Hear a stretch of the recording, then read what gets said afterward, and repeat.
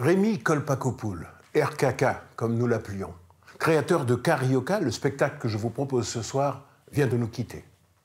Fondateur de Radio Nova, journaliste défricheur, cet artiste curieux, ce connexionneur, a rêvé pendant 28 ans une revue musicale sur le Brésil des années 20.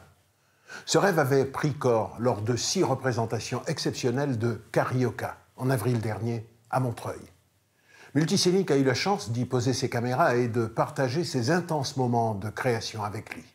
Aujourd'hui, bien malgré nous, nous anticipons la diffusion de ce programme pour vous faire partager ce qu'il aimait tant. Rémi, ce soir, c'est pour toi.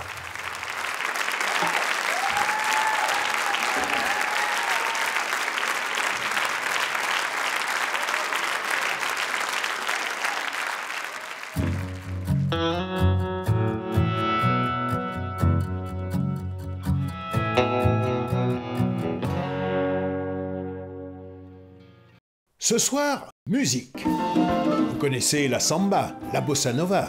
Ces musiques brésiliennes qui enflamment les corps et font virevolter les robes. Mais est-ce que vous connaissez leur histoire? Tout a commencé le 11 novembre 1918.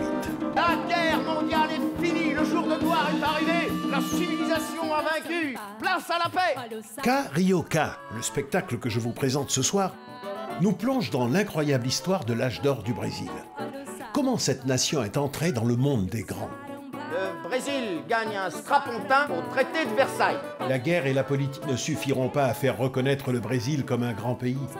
Il en faudra plus. Il faudra une histoire d'amour entre le Brésil et la France. Il y a quelque chose, non? Entre la France et le Brésil. Oui, à ce moment-là, Paul Claudel est ambassadeur et Darius Milhaud attaché culturel. En effet, ce n'est plus une ambassade, c'est une embrassade. Effectivement. Darius Milhaud est rentré à Paris emportant avec lui les nouveaux rythmes brésiliens. Montparnasse s'en empare. Et c'est là que tout a commencé.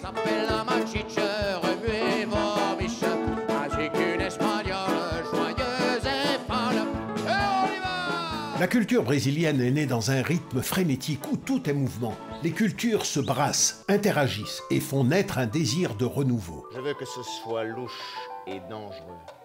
Je veux que ce soit hétéroclite. Ça se trouve, mais c'est pas pour les touristes. Rémi Kolpakopoul, l'initiateur de cette pièce de théâtre musical, et Lucas Emleb, le metteur en scène, nous emmènent dans les tréfonds de l'histoire, dans les quartiers populaires de Rio. Noirs, blancs, africains, européens, chacun est venu avec ses rythmes, sa cosmogonie et sa façon de voir le monde.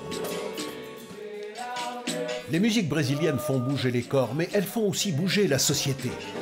Les années 30 arrivent. Rio de Janeiro reçoit un cadeau de la France. On prie le Christ pour un avenir serein. Un autre joueur de football? 3 Coupes du Monde! Les années 30 sont là, avec elles la modernisation du pays. Le Brésil vient de fonder sa culture. La France et le Brésil ont vécu leur histoire d'amour. En trait d'union, il en reste des couleurs et des rythmes. Au Brésil, tout se vit en musique. Alors, musique.